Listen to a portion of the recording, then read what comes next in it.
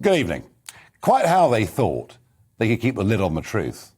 Quite how Boris Johnson thought he could simply lie his way out of it. I just don't know. It was obvious to me that as time went by, more details about not just the party, but now allegedly up to 7 social events, one of them so raucous that it ended in the wee hours of the morning and a door was broken. But they somehow thought, no, we always get away with it. We're the Tory party, we're the old Etonian toffs, we can just lie our way out. Well, I tell you what, it's unravelling pretty quickly. Just in the last few minutes, we learn that Jack Doyle, who is the most senior spin doctor in Number 10, Boris's communications man, somebody that he works with every day in, day out. It turns out, and ITV, again, have got this story.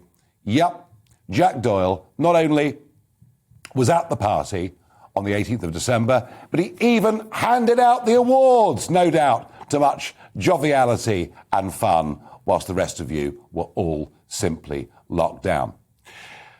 And all of this, as it unravels over the next few days, and as the Prime Minister is proven to have told untruths to the House of Commons, to be wholly unreliable, I think marks the beginning of the end of his premiership. That doesn't mean he'll be gone in a couple of weeks. It just means never again will it be glad, confident morning.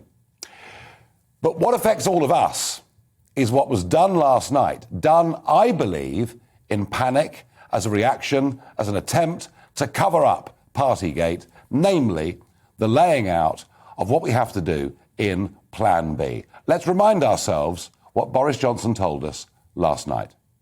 We will reintroduce the guidance to work from home. Second, from this Friday, we will further extend the legal requirement to wear a face mask to most public indoor venues, including theatres and cinemas. We'll also make the NHS COVID pass mandatory for entry into nightclubs and venues where large crowds gather, including unseated indoor venues with more than 500 people. But something even more remarkable than that happened. Something was said last night by a Conservative Prime Minister that was the most unconservative thing I have ever heard in my lifetime, almost certainly ever uttered in the 200-year history of the Conservative Party. It was the prospect of mandatory vaccines. And I don't think the press today picked up enough on the import of that. Let's hear it again. This is what Boris Johnson said last night.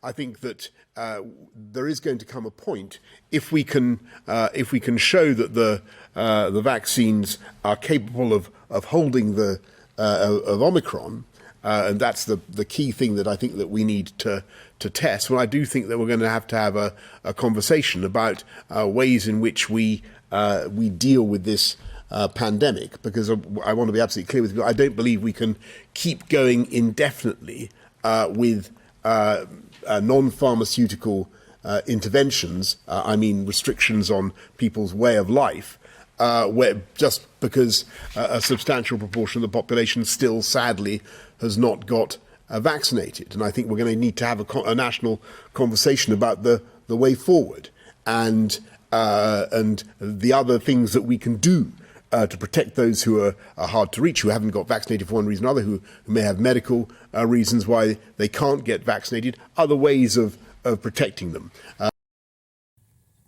Unbelievable. There's Boris Johnson coming into line with the European Union, the globalists, the multinationals. I find those words amazing. I think everything that was said last night at that press conference was an overreaction to the threat of Omicron.